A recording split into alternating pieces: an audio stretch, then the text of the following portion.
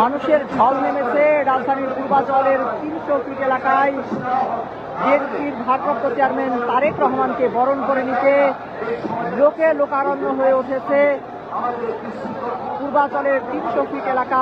লাখো লাখো মানুষের সমাগমে স্লোগানে মুখরিত হয়ে উঠেছে এই ৩০০ ফিট এলাকা।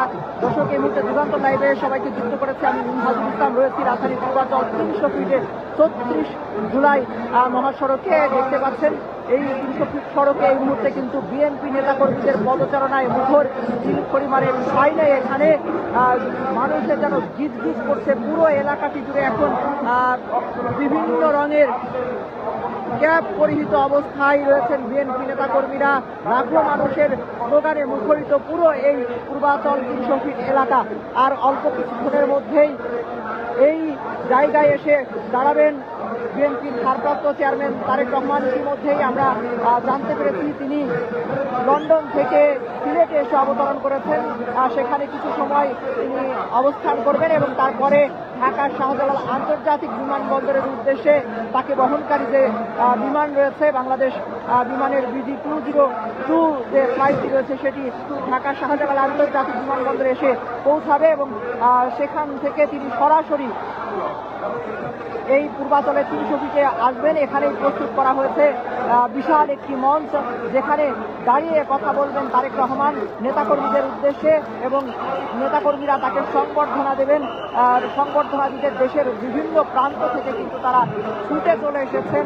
গত ৩ দিন ধরে এই পূর্বাচলে এসে ভিড় জমাচ্ছেন মানুষ। আজকে ভোর থেকে ভোরের আলো ফুটতে না ফুটতেই কিন্তু এখানে এসে জড়ো হয়েছে লাখো লাখো মানুষ।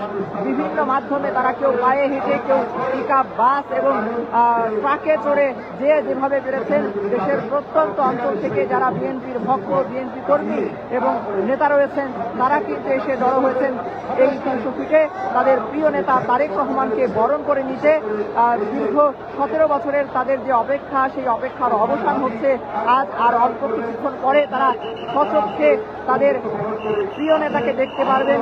এর আগে তারা বিভিন্ন সময়ে ভিডিও কলের মাধ্যমে তাদের নেতার কথা শুনেও আজকে এই ৩৬ জুলাই সড়কে যে সংবর্ধনা মঞ্চ তৈরি করা হয়েছে বিএনপির পক্ষ থেকে, সেই সংবর্ধনা মঞ্চ থেকে কথা বলবেন তারেক রহমান, বক্তব্য রাখবেন নেতাকর্মীদের উদ্দেশ্যে এবং দেশবাসীর উদ্দেশ্যে।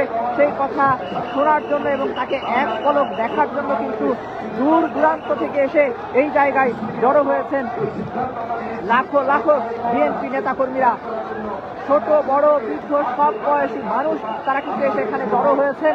আমরা প্রত্যেকের সাথে